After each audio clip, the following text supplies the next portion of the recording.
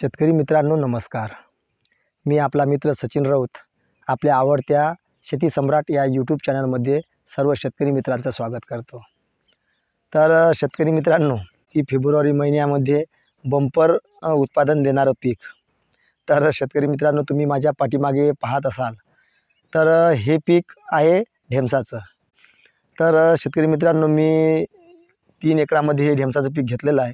जवळपास मी 8 ते 10 वर्षापासून ढेमस हे पीक घेत आहो. तर मागच्या वर्षीसुद्धा माझं ढेमस हे पीक होतं. मागच्या वर्षी मी 4 एकरामध्ये सरासरी 600 क्विंटल मी ढेमस काढलेला आहे आणि मला भावसुद्धा खूप चांगला मिळाला. 22 रुपयाची सरासरी मला ढेमसामध्ये मिळाली. तर खूप चांगलं उत्पादन देणारं हे ढेमसाचं पीक आहे मित्रांनो. शेतकरी मित्रांनो, आता फेब्रुवारी महिन्यामध्ये या पिकासाठी लागणारा खर्च हा खरंच खूप कमी आहे. कारण बियाणे याचे स्वस्त आहे. तसेच उन्हामध्ये हे वातावरण उन्हाचं वातावरण ढेमसासाठी खूप पोषक आहे आणि रोग व कीडसुद्धा या उन्हामध्ये खूप कमी येते. तर शेतकरी मित्रांनो, हे खरोखर आपल्याला एक चांगलं उत्पादन देणारं आणि हमखास पैसे कमावून देणारं पीक म्हणजे हे ढेमसाचं पीक.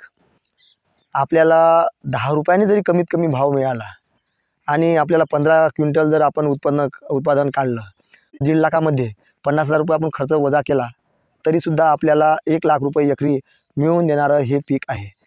जर आपल्याला याच्यापेक्षा जर भाव चांगले मिळाले, 20 रुपयापर्यंत जर भाव मिळाले तर खूपच चांगलं. तर शेतकरी मित्रांनो, जर आपण आता फेब्रुवारी महिन्यामध्ये भाजीपाला पिकामध्ये काही लागवड करण्याचा विचार जर करत असाल तर खरोखरच आपल्याला 1 एकर तरी ढेमस पीक लावायला खरंच काही हरकत नाही. खूप चांगलं उत्पादन देणारं हे पीक आहे. ढेमस या पिकामध्ये कोणत्या प्रकारची कीड आणि रोग येते हे आपल्याला माहीत असणे फार आवश्यक आहे. तर ज्या शेतकऱ्यांनी खरबूज पीक घेतलेले आहे त्या शेतकऱ्यांना काहीच सांगण्याची गरज नाही आहे. ते शेतकरी हे पीक खूप चांगल्या प्रकारे घेऊ शकतात. तर जे नवीन शेतकरी आहे त्यासाठी यामध्ये नाही का तुम्हाला सांगायचं जर झालं तर थ्रिप्स, पांढरी माशी, लाल कोळी किंवा अळी, अफिड जसीड्स याचा प्रादुर्भाव यामध्ये पिकामध्ये प्रामुख्याने दिसतो. तर शेतकरी मित्रांनो, तसेच बुरशीजन्य रोगाचा सुद्धा यामध्ये प्रादुर्भाव होतो. जसे की मर, डावणी, भुरी, करपा यासारखे बुरशीजन्य रोगाचा यामध्ये प्रादुर्भाव होतो. तर बाजारामध्ये आज बऱ्याच प्रकारच्या औषधी उपलब्ध आहे. तर त्या औषधीने हा रोग